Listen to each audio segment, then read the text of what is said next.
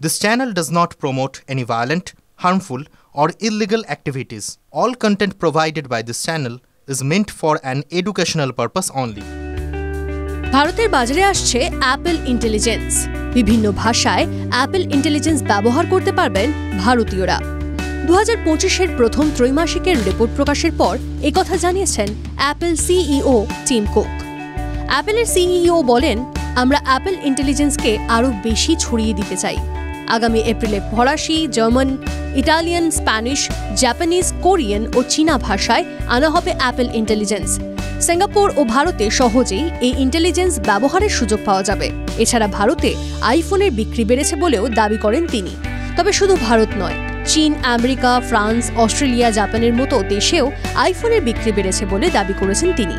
অ্যাপলের CFO Kevon Parekh উল্লেখ করেছেন, ভারতের একাধিক সংস্থা অ্যাপলের বিভিন্ন প্রোডাক্ট ব্যবহার করছে।